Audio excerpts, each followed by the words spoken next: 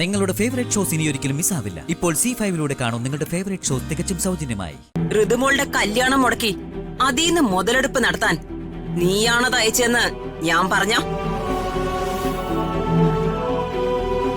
എന്താ എന്താ ഇവിടെ പ്രതാപ, ഇവനാ ആ വീഡിയോ അയച്ചത്. എനിക്കിവനെ നല്ല സംശയമുണ്ട്. ഇതുപോലൊരു സംശയം രാജുനുണ്ടല്ലോ ചേച്ചി. ദീപക്കാണ് അയച്ചതെന്ന് രാജു സംശയിക്കുന്നു. അതിലൊരു ശരിയുണ്ടെന്ന് എനിക്ക് തോന്നുന്നു. നോക്കിയേ ചേച്ചി, രാജുവും ഋതികയും തമ്മിലുള്ള ആ ദൃശ്യം ഒരിക്കലും രാജുവിന് ഷൂട്ട് ചെയ്യാനാവില്ലല്ലോ.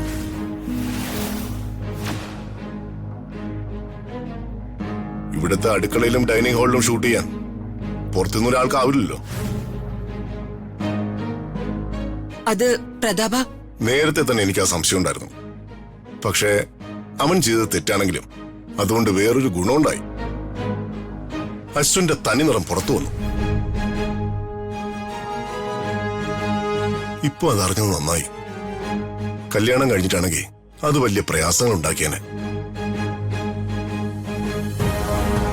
എന്നുവെച്ച് നീ ചെയ്തത് നന്നായി എന്ന് കരുതി പോരുത്. ഇത്തരം കുരുത്തക്കേടുകൾ ഇനി ആവർത്തിച്ച ഒച്ചയ്ക്കില്ല തന്നെ ഞാൻ.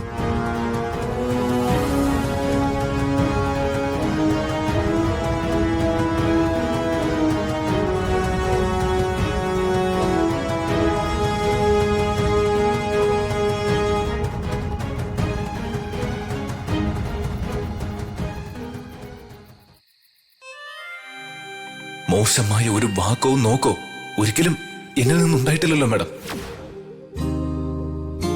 മാഡം യോഗ്യനായ ഒരാളെ വിവാഹം കഴിച്ച് സന്തോഷത്തോടെ കഴിയുന്നത് കാണാനായിരുന്നു ഞാൻ ആഗ്രഹിച്ചത്.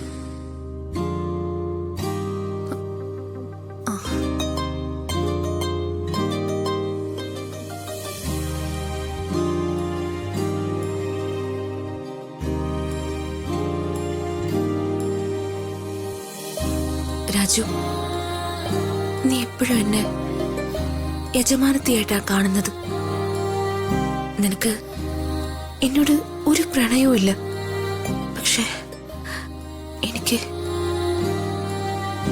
നിന്നോട് പ്രണയമാണ്. അത് ഇന്നലെ തുടങ്ങിയതല്ല. പക്ഷെ ഞാനത് തിരിച്ചറിയുന്നത് ഇന്നലെ മാത്രമാണ്.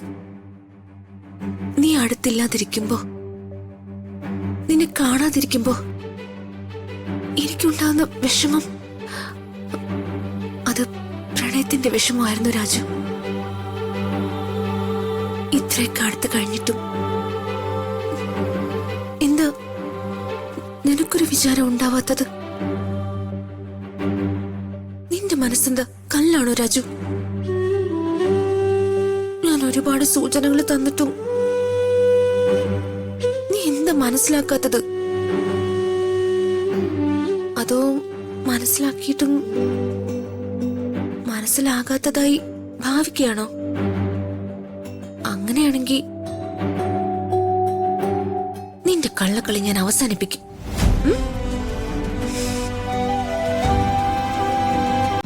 ഡൗൺലോഡ് ചെയ്യൂ C5 ആപ്പ്. കാണൂ എല്ലാ എപ്പിസോഡുകളും സൗജന്യമായി.